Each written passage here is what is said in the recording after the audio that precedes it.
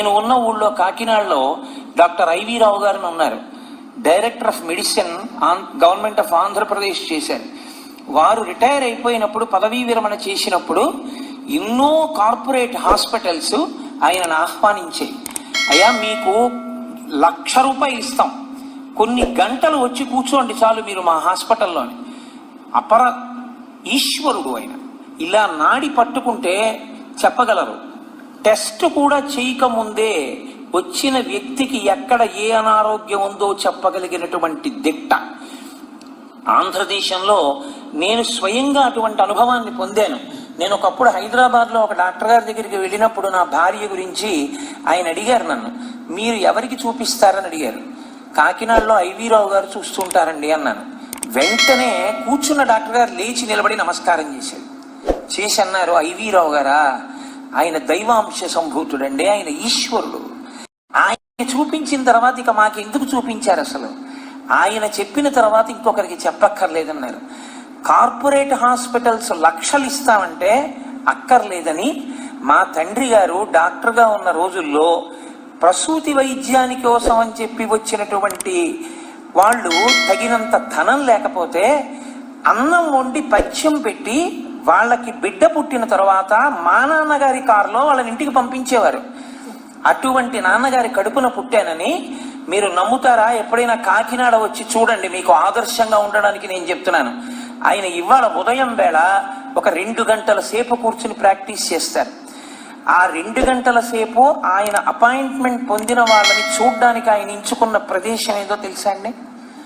వాళ్ళ నాన్నగారు కూర్చున్నటువంటి ఒక కొయ్య కుర్చీ, అందులో ఒక తలగడ దిండు కూడా ఉండదు.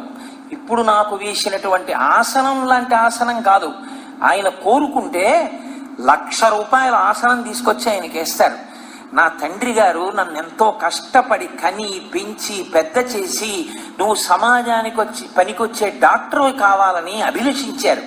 నా తండ్రి గారి కోరిక తీరాలని ఆ కొయ్య కుర్చీలో కూర్చుని, ఒక కొయ్య బల్ల ఉంటుంది ఆయన ముందు, కనీసం పెద్ద టేబుల్ కూడా కాదు, కేవలం ఒక కొయ్య బల్ల, ఎప్పుడో వాళ్ళ నాన్నగారి కాలంలో వాడినటువంటి ఒక స్టూలు, పైన గోడకి వాళ్ళ నాన్నగారి ఫోటో ఉంటుంది. అక్కడ కూర్చుని ఆనాడు వాళ్ళ నాన్నగారి ఎక్స్రే చూడాలంటే లేచి వెళ్ళి గోడ దగ్గర వెలుతురులో చూసేవారు. ఇప్పటికీ ఐవి రావు గారు అలాగే కూర్చుని అక్కడే 2 గంటలు వైద్యం చేసి డబ్బున్న వాళ్ళకి డబ్బు లేని వాళ్ళకి అదే అంటారు. ఇప్పటికీ ఆయన ₹1,000 కన్సల్టేషన్ ఫీజు పెట్టినా 6 నెలల అపాయింట్మెంట్ దొరకదు. కానీ ఎప్పుడూ ఆ ₹100. ఎందుకని అంటే అది కూడా ఒక నియంత్రణ కోసం, ఒక శ్రద్ధ కోసం. లేకపోతే ఐవి రావు గారికి చూపించుకున్నామని అయినవాడు కానివాడు కూడా బయలుదేరుతాడని అంత మర్యాదతో వైద్యం చేసి రాత్రి అయ్యేటప్పటికే 80 సంవత్సరముల వృద్ధురాలు ఇప్పుడు లేరు.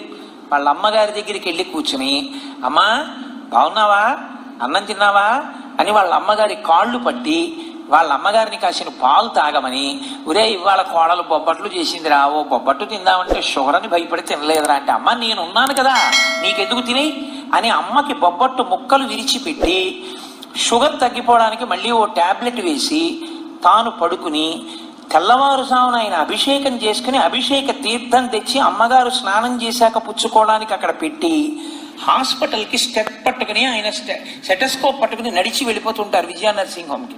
ఇప్పటికీ సాయంకాలం 4 గంటలకి నేను ఎప్పుడైనా ఆఫీస్ బాల్కనీలో నిలబడితే ఇలా తలెత్తితే మీరు నమ్మండి నేను చెప్తున్న మాట, రిక్షా లాగే వాళ్ళ దగ్గర నుంచి రోడ్డు పక్క కూర్చున్న ముష్టి వాళ్ళ వరకు ఆయన నడిచి వెడుతుంటే లేచి నిలబడి నమస్కారం చేస్తారు. వాళ్ళని ఎందుకు ఇబ్బంది పెట్టాలని ఇలా తలొంచుకుని ఆ చేతిలో స్టెప్ పట్టుకుని అలా నడుచుకుంటూ విజయ నర్సింగ్ హోమ్ వెళ్ళిపోతారు. వెళ్ళిపోయి లోపల కూర్చుని అక్కడ ఆయన ట్రీట్మెంట్ ఇస్తారు. అది జీవితం అంటే, అది మర్యాద అంటే, అది గౌరవం అంటే. అందుకే ఐవి రావు అన్న 5 అక్షరాలు సాక్షాత్ పంచాక్షరీ మహామంత్రం అంత సంతోషిస్తారు కాకినాడ వాసులు.